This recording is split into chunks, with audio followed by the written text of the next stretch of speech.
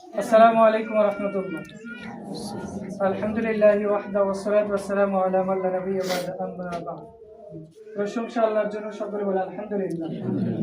দরুদ বর্ষিত রাসূলের প্রতি সবাই বলি সাল্লাল্লাহু আলাইহি ওয়াসাল্লাম। আমরা জুমার খুতবায় সালাত সম্পর্কে আলোচনা শুনেছি আলহামদুলিল্লাহ। তো আজকে আমরা সালাত প্র্যাকটিক্যাল আদায় করব, যে রাসূল ইসলাম কিভাবে সালাত আদায় করতেন।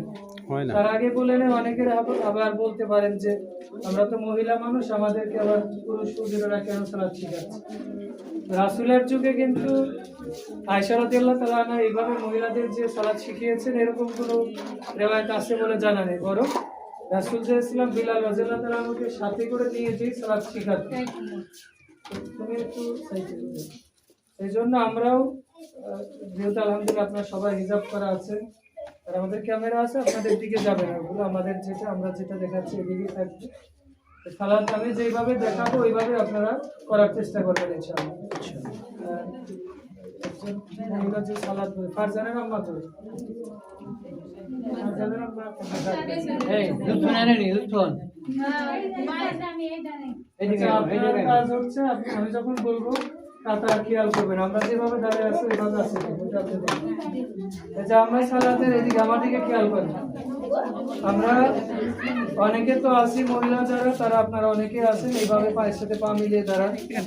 আবার অনেক মহিলা দাঁড়ান আছে সালাতে, যখন কথা না বলি আগে আমার কথা শুনেন দেখেন, তারপর আপনারা যে অনেক মহিলা ধারণা যে সালাতে আসলে হয়তো পায়জামা বা ট্রাউজার তার নিচে কিছু একটা পড়তে হয়, না হলে সালাত হবে না। এটা বরং আপনি ছায়া পরেন বা যেটাই পরেন স্বাভাবিকভাবে আপনার টাকনো পর্যন্ত কাপড় ঢাকলেই হলো। এই জন্য আমরা সালাতে যখন দাঁড়াবো 4 ইঞ্চিও না, এইভাবে মিলেও দাঁড়াতে হবে না। এই দেখেন আমার বডি যতটুকু, আমি চিকন মানুষ, আমার জায়গায় কম লাগে। আপনার যার যতটুকু বডি হয়তো কারো বেশি কম, যে আমরা দুজনে চিকন মানুষ। এই দেখেন পাটা একেবারে সোজা। রাসূল বলছে কাঁধের সাথে কাঁধ, পায়ের সাথে পা। এখন ওনার কাঁধ তো নিচে, আমার কাঁধ তো উপরে, কাঁধ মিলবে কিভাবে? এই দেখেন পায়ের গোড়ালি যখন আমাদের মিলে গেছে, কাঁধ সোজা সোজা হচ্ছে না একেবারে, ওনার কাঁধ আর আমার কাঁধ একেবারে সোজা। তার মানে কাতার তখনই সোজা হবে যখন আপনারা পিছন দিক থেকে মিলাবেন। অনেকে আছে এইভাবে মিলাতে যায়, তাহলে কি হবে? এই যে ওনার থেকে আমার কাঁধ কিন্তু মিলবে না। তাহলে আপনার প্রথম কাজ পায়ের সাথে পা মিলাতে হবে, যতটুকু আপনার দেহটা রাখতে লাগে। এরকম করার পরে আপনি তো সালাতে অবশ্যই ওযু করে আসবেন। আর সালাতের তো নিয়ত থাকতেই হবে সালাতে। এখন আপনি যখন শুরু করবেন রাফুল আযান কিভাবে করবেন? অনেকে তো আছে রাফুল আযান এইভাবে কান ধরে, এইভাবে ধরে থাকে বা কান ট্রাস করে, এরকম না। আপনি আমার দিকে খেয়াল করেন, আমার হাতগুলো দেখবেন। এই যে হাতগুলো থাকবে কিবলার দিকে। কোন দিকে? আপনার একটু হাতগুলো উঠান সবাই উঠান। আর জানেন ওনার নাম কি? লুৎফন। আচ্ছা লুৎফন ভাবি, আপনি একটু খেয়াল করবেন যে আমার মতো ঠিক আছে কি হুজুর ভাই, আপনি খেয়াল করেন এটা আছে ওনাকে বলে দিন। এই যে এইভাবে কাঁধ বরাবর, হাতটা কিন্তু এরকমও করা যাবে না। অনেকে আছে বুক ফুলিয়ে রাখে না, বুকটা যতটা নিচু করা যায় আবার এরকমও না, স্বাভাবিক। এখন আমি যখন দাঁড়িয়ে থাকি এরকম কিন্তু স্বাভাবিক না, আর সালাতে যখন দাঁড়িয়েছে একটু নত হয়ে গেছে। এই যে হাতটা কাঁধ বরাবর থাকবে, এরকমও হবে না আবার এরকমও নিচেও, স্বাভাবিক। আবার কান বরাবর যদি উঠান তাহলে এরকম উত্তম হচ্ছে। আমার দিকে খেয়াল করে উঠান একটু, এই যে এরকম। এই যে কাঁধ বরাবর উঠানোর পর এবার হাত আপনারা এই যে কবজির উপর কবজি এইভাবে রেখে বুকের উপর রাখেন। এরকম আমার দিকে খেয়াল করে, এই যে দুইটা পদ্ধতি আপনি করতে পারেন। এরকম করে এই যে বুকের উপর রাখতে পারেন, এটা একটা। আর একটা হচ্ছে এই যে হাতের কবজির উপর কবজি রেখে আলাদা শ্রদ্ধা বুকের উপর। এইটাই দুইটাই আপনার যেটা সুবিধা। আর আপনি যদি জায়গা কম নেন তাহলে কি হবে? ওই যে এইভাবে হাত রাখতে পারবে না, তখন আপনার হাত এরকম কষ্ট হবে। ধরেন এই যে আমি যদি কম নেই এরকম হবে, ওনার শরীরের মধ্যে আমার হাত যাবে। আর যখন আমি স্বাভাবিকভাবে নিলাম দেখেন আমার হাত কিন্তু এরকমই আছে, আমার বডির মধ্যে থেকে যাবে। এবার আপনার কাজ হচ্ছে সানা পড়তে হবে। সানা আমরা আল্লাহুম্মা বাইদ বাইনা, এটা যারা জানে এটা পড়বো, অথবা সুবহানাকা যেটা আছে, যে যেটা জানে এই দুইটার যে কোনো একটা পড়লেই হবে। এরপরে আউযু বিল্লাহি মিনাশ শাইতানির রাজিম, বিসমিল্লাহির রহমানির রহিম সব সালাতেই কিন্তু বলতে হবে। বলার পরে সূরা ফাতিহা পড়তে হবে, আলহামদুলিল্লাহি রাব্বিল আলামিন। আর ইমাম যখন পড়বে তখন কি পড়তে হবে কি পড়তে হবে না, তখনও কিন্তু সূরা ফাতিহা বলতে হবে আপনাকে। আর আপনি কিন্তু ইমামের আগে বলতে পারবেন না। ধরেন আমি বললাম শাইখ আপনি বলেন, আপনার সাথে আমি বলি। আলহামদুলিল্লাহি রাব্বিল আলামিন। আলহামদুলিল্লাহি রাব্বিল আলামিন। উনি বলার পর স্পেস দিন। আচ্ছা, আবার আর রহমানির রহিম বলেন। আর রহমানির রহিম মানে আমি যদি ওনার আগে বলে ফেলি তাহলে কিন্তু ওই আয়াতটা আবার শুরু থেকে বলতে হবে। মানে আমি বললাম আলহামদুলিল্লাহ রাব্বিল আলামিন, টান বেশি দিচ্ছি, আপনার টান অত হয় না, তাহলে আপনাকে কি করতে হবে, একটু পরে শুরু করতে হবে। আর আপনার যদি কোনো কারণে আয়াত আগে হয়ে যায় আবার ঘুরিয়ে শুরু করতে হবে পিছন থেকে ওই আয়াতটাই। এবার সূরা ফাতিহা শেষ, আপনি গয়রিল মাগদুবি আলাইহিম আমিন। গায়রিল মাগদুবি আলাইহিম ওয়ালাদ-দাল্লিন আমিন। মানে উনি বলার পর একটু স্পেস দিয়েছে, আপনাদের কিন্তু এই ফাঁকা টাইমের মধ্যে বলা যাবে না। উনি যখন আমিন বলবে সাথে সাথে রাসূলুল্লাহ বলছেন যে ইদা আম্মানাল ইমাম আমিন, ইমাম যখন আমিন বলবা তোমরা তখন বলো। ইমামের আমিন, ফেরেশতার আমিন আর মুসল্লির আমিন, এই তিন আমিন যদি একসাথে মিলে যায় গুফিরা লাহু মা তাকাদ্দামা মিন যামবি, মানে আগে যে আমরা ছোট ছোট যত সগীরা গুনাহ করেছি আল্লাহ সব মাফ করে দেয় সুবহানাল্লাহ। আচ্ছা, এরপরে সূরা ফাতিহা পড়লাম, পড়ার পরে আজকে যেরকম জুমায় আমি প্রথম রাকাতে বললাম সূরা আলা, তাহলে আপনাদের কাজ কি আর কিন্তু পড়া যাবে না, চুপ করে শুনতে হবে। অনেকে আছে যে ইমাম হয়তো সূরা নাস ফালাক ইখলাস পড়ে ওইটা মুখস্থ কমন ও বারবার পড়তে থাকে, না পড়া যাবে না কিন্তু। আর যেটা মুখস্থ নয় ওইটা চুপ থাকে। আপনার উপর কম্পালসারি জরুরত আবশ্যক হচ্ছে সূরা ফাতিহা পড়া। সূরা ফাতিহা শেষ, এবার আপনার কাজ কি, আপনি চুপ করে ফাংসিত হু, আপনি চুপ থেকে শুধু তেলাওয়াত মনোযোগ দিয়ে শুনবেন। হয়তো অর্থ নাও যদি জানেন, অনেক সময় আছে ইমামরা তেলাওয়াত করতে যে কেঁদে ফেলে, আপনিও কান্না না আসলেও কান্নার ভান করবেন, চেষ্টা করবেন। এতে কি হবে, আল্লাহ আপনার অন্তরটা নরম করে দেবে। এই যে আমরা সালাতে দাঁড়াই আমাদের ঘুম আসে, দুনিয়াবি চিন্তা আসে না, এর কারণ হচ্ছে আমরা সালাতের অর্থটাই বুঝি, যে আমি আল্লাহু আকবার বললাম, আলহামদুলিল্লাহ রাব্বিল আলামিন বললাম, এটার অর্থ বুঝি। দ্বিতীয়ত আমাদের অজু ঠিক হয় না। আমরা অনেকে আছে ঘুম থেকে উঠে নাম কষ্টে অজু করে চলে আসে, এতে কি হয়, এই যে আমাদের নাকের মধ্যে শয়তান থাকে, সারা রাত ঘুমিয়ে থাকে, ফজরের সময় বেশি হাই ওঠে না, এর কারণ নাক আমরা ভালোভাবে পরিষ্কার করি না। তাহলে কি করব, ঘুম থেকে উঠে আপনি ওই হাতটা আগে পাত্রের মধ্যে দিতে পারবেন না, ট্যাপ বা যাই হোক পানি ঢেলে হাত পরিষ্কার করবেন, কারণ আপনার হাত তো অপবিত্র জায়গায়ও যেতে পারে বা বিষাক্ত কিছু লেগে যেতে পারে, মুখে দিলে তো আপনার অসুস্থ হয়ে যেতে পারেন বা কোনো দুর্ঘটনা ঘটতে পারে। আগে হাতটা ধুয়ে নেবেন, নেওয়ার পরে আপনার কাজ হচ্ছে নাকের মধ্যেই পানি দিয়ে, আচ্ছা আমি একটু পরে দেখাচ্ছি ভিডিওটা, যে আপনার নাকের মধ্যে এইভাবে পানি নিয়ে নাকটা সুন্দর করে ঝেড়ে নেবেন বারবার। এইভাবে পানি নেওয়ার পর নাকের মধ্যে এই দুইটা আঙ্গুলি দেওয়ার পর বাংলা হাতে দেওয়ার পরে এইভাবে কয়েকবার ঝেড়ে নেবেন, মানে এটা অজুর আগে। আর অজু যখন করবেন তখন তো 3 বার। এতে দেখবেন, আজকে ট্রাই করবেন, দেখবেন পরে রক্ত থেকে ঘুম আসবে না ইনশাআল্লাহ। আচ্ছা, এবার আপনি সূরা ফাতিহার পর অন্য একটা সূরা পড়লেন, পড়ার পরে এখন আপনাকে রুকুতে যেতে হবে। দেখেন রুকুতে কিভাবে যেতে হবে আপনি খেয়াল করবেন। আমি তাকবীর দিব, দেখেন আমার সাথে সাথে আগে আমাকে দেখবেন, তারপর আমি কিভাবে রুকু করি। রুকু যখন করব, এই যে পিঠ আর ঘাড় একেবারে সোজা থাকবে, আল্লাহু আকবার বলে আপনি রুকুতে যান। আল্লাহু আকবার। দেখেন শাইখের পিঠ আর ঘাড় মোটামুটি সোজা আছে না, দেখেন আমি বলে আল্লাহু আকবার বলে এই যে আমার ঘাড় আর পিঠ সোজা আছে না, বুঝুন ভাই দেখেন তো। জি আচ্ছা ঠিক আছে। এবার আমার দৃষ্টি কই থাকবে, পিছনে সামনে, যেখানে আপনি সিজদা করবেন ওইখানে আপনার দৃষ্টি যখন থাকবে ঘাড়টা কিন্তু সোজা হবে, আর যখন পিছন দিকে তখন ঘাড় এরকম বাঁকা হয়ে যাবে। তাহলে আপনার এই হাতটা এই যে পুরোটাই হাঁটুর উপর ভর দিবেন আর ঘাড়টা এরকম সিজদার জায়গা। এবার সিজদার যে তাসবিহগুলো আছে আপনি 3 বার হোক বেজোড় সংখ্যক যতবার ইচ্ছা আপনি পড়েন। আমরা তো শুধুমাত্র রুকু সিজদায় সুবহান রাব্বিল আলা সুবহান রাব্বিল আযীম এই দুইটাই পড়ি, আরো অনেক দোয়া আছে আপনি পড়তে পারেন। আচ্ছা, এবার পড়ার পরে সামি আল্লাহু লিমান হামিদা বলে আবার কিন্তু হাত তুলতে হবে, তুলে রাখা যাবে না, বাস নামিয়ে ফেলতে হবে। আর রুকুতে হোক বা সিজদাতে হোক, রুকু সিজদার যে দোয়াগুলো আমরা অনেক সময় দেখি যে ইমাম সিজদা করলে তুলনামূলক, মানে অন্য মসজিদের চেয়ে ধরেন আমাদের শায়েখ করুক বা আমি করলাম, তুলনামূলক সিজদা একটু সময় বেশি নিয়েছি না, আপনি দেখলেন 3 বার তো পড়া শেষ, আমি কি করব। আপনি যতবার ইচ্ছা পড়তে থাকেন, শুধু সুবহানাল্লাহ সুবহান রাব্বিল আযীম সুবহান কুদ্দুস রব্বুল মালাইকাতুর রূহ যত দোয়া আছে, এমনকি আপনার রাসূল বলছে যে কারো যদি জুতার ফিতাও ছিঁড়ে যায় এটাও যাইতে পারে, তবে আরবি ভাষা। আপনি ধরেন আপনার দোয়া মুখস্থ আছে, আল্লাহুম্মা ইন্নী আসআলুকা ইলমান নাফিয়া, এগুলোও করে। তারপর আপনার মা বাপের জন্য দোয়া রব্বির হামহুমা, এটা কিন্তু বলতে পারবেন না, তাহলে কি বলবেন? আল্লাহুম্মা রব্বানা রব্বির হামহুমা, এটা বলতে হবে। মানে কোরআনের আয়াতগুলোর সাথে আল্লাহুম্মা শব্দ লাগালে সেটা আপনি বলতে পারেন। ব্যাস, সংক্ষেপে বলি। তাহলে আপনি তাকবীর দিব, শায়েখ রুকুতে যাবে, এরপরে আপনারা তার সাথে যাবেন, আবার আমি তাকবীর দিলে রুকু থেকে উঠে যাবেন। আল্লাহু আকবার। রুকুতে সরি আচ্ছা, আমার দিকে খেয়াল করেন। আল্লাহু আকবার। রুকুতে চলে যান। রুকুতে যান। সবাই রুকুতে যান, সবাই আপনারা রুকুতে একটু পিছনে যান, পিছনে কাতার যারা আছেন তারা একটু পিছনে চলে যান। আর ঘাড় সোজা করেন, ঘাড় আপনি একটু ঘাড় নিচের দিকে, আমার দিকে সিজদার তাকাতে দিকে, হবে না, নিচের দিকে, সিজদার দিকে লক্ষ্য করেন। সিজদার দিকে তাকান, যেখানে সিজদা করেন ওইখানে ই করেন। যাও শিখবো, অনেকে পারে আচ্ছা, না, সেটা অসুবিধা ওটা একটু আরো নিচে হবে, আরো নিচে হবে। এই অসুবিধা আছে কি? ওই যে আর যদি কারো সমস্যা থাকে বলবেন, এই যে ওনাকে আর একটু নিচু করে দেন। হ্যাঁ হ্যাঁ আচ্ছা, মাশাআল্লাহ। এবার তাসবিহ গুলো যতবার ইচ্ছা পড়বেন। এবার সামি আল্লাহু লিমান হামিদা, সামি আল্লাহু লিমান হামিদা। মাশাআল্লাহ।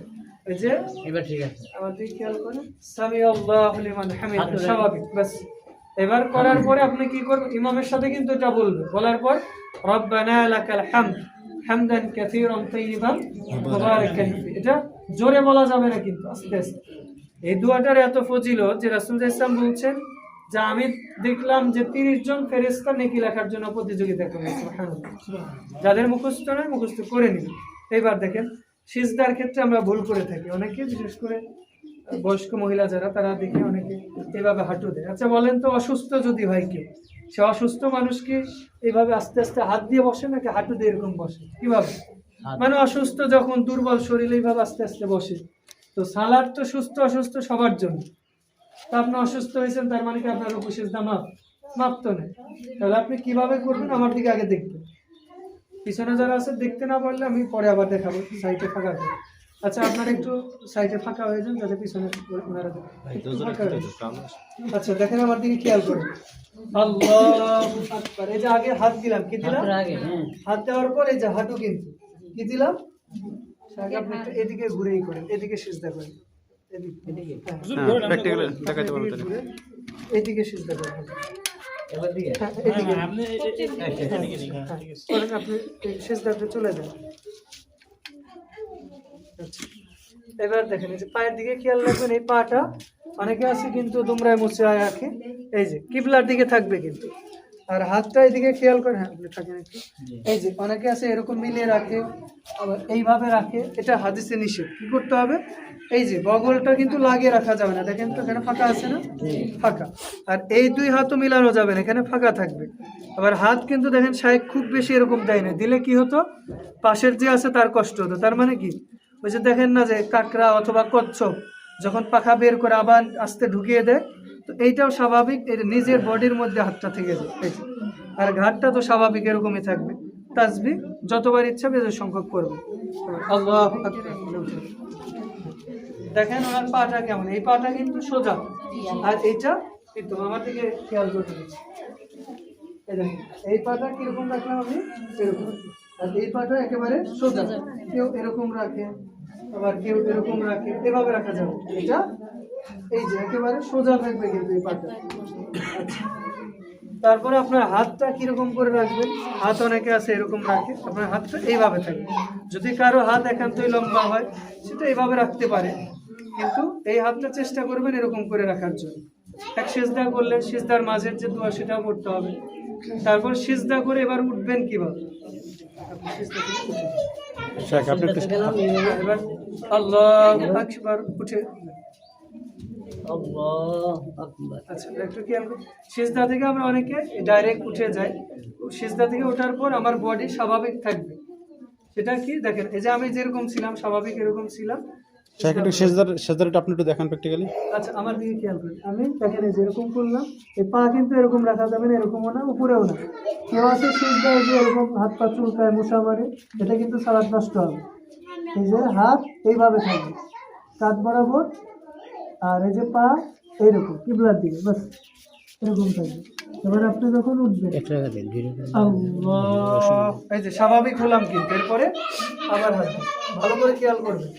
অনেকে আছে এই যে সিজদা থেকে ডাইরেক্ট এরকম উঠে যায়, এটা না, কি করবেন আপনি সিজদা আছে, সিজদা থেকে আল্লাহু আকবার, বুঝতে পেরেছেন? স্বাভাবিকভাবে বসে অনেকক্ষণ না কিন্তু, মানে শুধু আমার বডিটা স্বাভাবিক থাকার পরে এরপর আমি উঠিয়ে দাঁড়িয়ে যাব। এবার আপনারা করবেন সিজদায় যান, আল্লাহু আকবার, সিজদায় চলে যান। আপনি একটু খেয়াল করেন পিছনে পা ঠিক আছে কিনা, পিছনের পা কিন্তু মিলে রাখতে হবে। শুয়ে পড়ে একবারেই। আচ্ছা, মাটির সাথে কিন্তু শুয়ে পড়া যাবে না, বুক পেট মিলিয়ে রাখা যাবে না। ওই যে মেয়েটা মনে হয় হাতের উপর সিজদা করে আছে, এটা করা যাবে না। পিছনে যারা আছে দেখাবেন, ওই যে পিছনে যারা আছে একটু খেয়াল করেন আপনারা। হ্যাঁ, আচ্ছা, এবার ওঠেন। এবার ওঠেন, আল্লাহু আকবার বলে। একটু বসে, আচ্ছা। সামান্য। এবার হচ্ছে দুই সিজদার মাঝের দোয়া বলবেন। এবার আমি যখন আল্লাহু আকবার বলবো, সিজদা থেকে উঠে দাঁড়িয়ে যাবেন, আবার সিজদা দেন, আল্লাহু আকবার। এবার উঠে দাঁড়িয়ে যাবেন, আল্লাহু আকবার। একটু বসে, এবার দাঁড়ায় একটু ওই যে আপনার ভুল হয়ে গেছে, একটু স্বাভাবিক না। স্বাভাবিক একটু বসতে হবে, দাঁড়াবে, ঠিক আছে। এবার উঠে দাঁড়িয়ে যাবেন, আস্তে আস্তে হবে ইনশাআল্লাহ। আচ্ছা, এটা এবার প্রত্যেক সালাতে একই নিয়ম।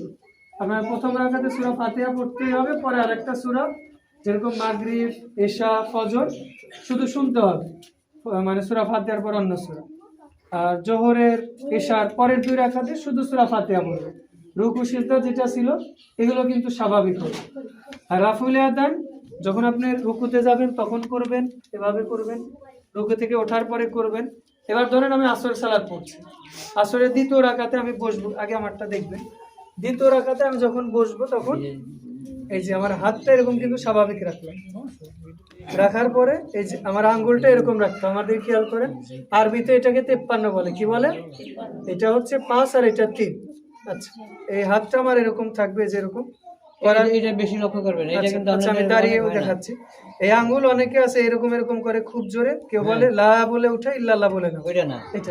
আবার কেউ আশহাদু বলে উঠে, আত্তাহিয়াতু বলে না, ওইটাও না। এবার আমার দিকে খেয়াল করেন, দেখেন, ধরেন আমি সালাতে আছি, কি করলাম, হাতটা স্বাভাবিক রেখে এই যে আত্তাহিয়াতু লিল্লাহি ওয়াস করবে না, উঠাবেন, করবে না। বললেন, আর স্বাভাবিক গতি, খুব জোরে না, স্বাভাবিকভাবে এটা উঠানামা করাইতে হবে। ব্যাস। এবার করানোর পরে আমি আসর সালাত পড়ব 3য় রাকাতে, 2য় থেকে 3য় উঠবো, তখন আমি কি করবো, আল্লাহু আকবার বলে, এই যে ডাইরেক্ট কিন্তু এরকম উঠা যাবে না। কি করলাম, আল্লাহু আকবার বলে হাতের উপর ভর দিয়ে আবার কিন্তু আমাকে রাফুল আদান করতে হবে, মনে রাখতে হবে। কিন্তু 3য় রাকাতে আবার রাফুল আদান করতে হবে। এরপরে তো আমি 3য় রাকাতে শুধু সূরা ফাতিহা পড়বো, আবার শেষ রাকাত যেটাও সেটা সূরা ফাতিহা পড়বো। পড়ার পরে এবার আপনার আরেকটা যেটা আমরা ভুল করি, শেষ বৈঠকে বসার যেটা, সেটা। আর যে হাত যেটা, এটা আমাদের খেয়াল করেন, দেখালাম যে এরকম, আরবিতে এটাকে বলে 5, এটা কি, আর এটা হচ্ছে 3। 53-এর মতো আপনার হাতটা এভাবে স্বাভাবিক উঠানামা করতে, একটু আপনারা কি করেন পারেন কি? 3 5 একদিন হবেন আস্তে আস্তে, এরপরে হয়তো শাহাদাত আমার আহলিয়াকে নিয়ে আসবো ইনশাল্লাহ, নিয়ে আসতাম, বাচ্চা আছে তো ওই জন্য নিয়ে আসবে, এরপরে নিয়ে আসবো ইনশাল্লাহ, অথবা ফারজানাকে নিয়ে আসলে হবে। আচ্ছা, এই যে হাত স্বাভাবিক এভাবে উঠানামা করাইতে হবে। আচ্ছা, আচ্ছা, প্রশ্ন একটু পরে নিচ্ছি, আগে সালাতেরটা শেষ করি। এবার দেখেন, এই যে আমার দিকে খেয়াল করেন, আল্লাহু আকবার বলে আপনারা বসে যান, আল্লাহু আকবার বলে এইভাবে বসে যান। এবার দেখেন, এইটা ভালো হবে। আচ্ছা, এইভাবে আমার মতো একটু দেখেন, এটা হচ্ছে 2য় রাকাত, মানে 3 বা 4 রাকাত বিশিষ্ট সালাতে। এদিকে খেয়াল করেন, ওখানে হচ্ছে আমার দিকে। আচ্ছা, এইভাবে বসে আছেন। এবার হচ্ছে আপনি শেষ বৈঠক, যেটা সালাম ফিরাবেন, যেরকম জুমার শেষ রাকাত অথবা ফজরের শেষ রাকাত, তখন আপনার কাজ হচ্ছে আরেকটা বেশি, সেটা কি, এই যে পাটা আছে, এই পাটা এই যে বের করে এরকম করা যাবে না, কিন্তু পাটা ভিতরে থাকবে আর আপনার নিতম্ব মাটির উপর, দেখা যাচ্ছে? আচ্ছা, আস্তে আস্তে হবে, এই পা কিন্তু এরকম রাখা যাবে না, এটা কি করবেন, স্বাভাবিক করলেন। আর নিতম্বটা এই যে মাটির উপর, নিতম্বটা মাটির উপর স্বাভাবিক থাকবে। আর এই পাটা কিন্তু এইভাবে করা যাবে না কোনো অবস্থায়, পা একেবারে, দেখেন তো আমার পাটা সোজা আছে না, একেবারে সোজা। আর পা কি এরকম বাইরে, এই যে এরকম, মানে আমার দেহের মধ্যেই রাখতে হবে। হয়তো কারো সমস্যা আছে, আস্তে আস্তে ঠিক হবে ইনশাল্লাহ। এই যে মানে আমি কিন্তু দাঁড়ানোর সময় এতটুকুই জায়গা নিয়েছিলাম। এখন আমি যদি কম নিতাম তাহলে কি হতো, আরেকজনের কষ্ট হতো। বেশি নিলে কি হতো, ফাঁকা হয়ে যেত। তার মানে আমার শাইখ এখানে সে একটু বসেন আমার পাশে, শেষ বৈঠকের মতো বসে আছে। আচ্ছা দেখেন তো, আমরা এই স্বাভাবিকভাবে কিন্তু বসে আছি, এরকম গায়ের সাথে গা কিন্তু মিলে যাবে স্বাভাবিকভাবে। আর আপনার হাতটা অনবরত এরকম ওঠানামা করাতে হবে। এবার আপনি প্রথম পড়বেন আত্তাহিয়াতু, যেটা তাশাহুদ, এরপরে দরুদ ইব্রাহিম আল্লাহুম্মা সাল্লি আলা মুহাম্মদ। এটা বলার পরেই কিন্তু আপনি সালাম ফিরাতে পারেন, সালাত শেষ। আপনি যেটা আমরা বলি যে দোয়া মাসুরা, আল্লাহ মিনি যালামতু নাফসি, মাসুরা মানে হচ্ছে কোরআন হাদিসে প্রসিদ্ধ দোয়া। যে কোনো আপনার যত দোয়া আছে সব দোয়াই পড়তে পারেন। তো আত্তাহিয়াতু, দরুদ পড়া শেষ, মাসুরা পড়া শেষ, এবার আপনি সালাম ফিরাবেন। আমরা অনেক সময় কি করি, সালাম ফিরিয়ে এদিকে তাকাই, কেউ কেউ আবার এরকম করি, কেউ এদিকে তাকায়, কেউ এভাবে করি, কেউ এরকম করে এরকম করি না, কেউ তাড়াহুড়া করে করি। কি করতে হবে, ইমাম যখন আসসালামু আলাইকুম বলে ডান পাশে ঘুরানো শেষ, তখন ঘুরানোর পরে বাম পাশে যখন ঘুরবে তখন আমি করব। আপনি সালাম ফিরান, আমি দেখাচ্ছি। আসসালামু আলাইকুম ওয়া রাহমাতুল্লাহ। আসসালামু আলাইকুম ওয়া রাহমাতুল্লাহ। বুঝতে পেরেছেন? মানে ওনার আমার ডান শেষে। পাশে শেষ হওয়ার পরে ইমামের শেষে বাম পাশে ঘোরাতে যাচ্ছেন, তখন আমি ডান পাশে গেলাম। বোঝা গেল? আমরা অনেকে আছি সাথে এভাবে, সাথে না। সাথে সাথেও না, আগেও না। আগেও না। আগে করলে তো সালাত বাতিল। আর ইমামের ডান পাশে শেষ, এবার বাম দিকে ঘুরাচ্ছে, আসসালামু আলাইকুম যখন বলবে তখন আপনি ডান দিকে করবেন। করার পরে সালাম যখন ফিরালেন, ফিরানোর পর আপনি স্বাভাবিকভাবে বসতে পারেন। তবে আমরা যে তাসবিহগুলো আছে, আল্লাহু আকবার, আস্তাগফিরুল্লাহ, অন্যান্য যে দোয়াগুলো আছে, এগুলো অন্তত 3-4টা দোয়া বলে এরপর আমরা উঠব। সালাম ফিরানোর পর আমরা যে কোনো হালাতে বসতে পারি যেটা। তবে এইভাবে হাদিসে বসা যাবে না, এই যে আমরা অনেকে এইভাবে বসি, এটা হাদিসে, এদিকে আপনার যদি দেখেন যে আমরা অনেকে আছি বিশেষ করে জুমার দিন মসজিদে এসে এই যে এইভাবে, এটা কি রাসূল 3 মাথা করতে নিষেধ করেছে। 3 মাথা মানে কি, এই যে এটা একটা আর এই যে 2 মাথা, এইভাবে কিন্তু বসা যাবে না হাদিসে। হয়তো আপনার সমস্যা আছে, আপনি আবার এরকমও করতে পারবেন।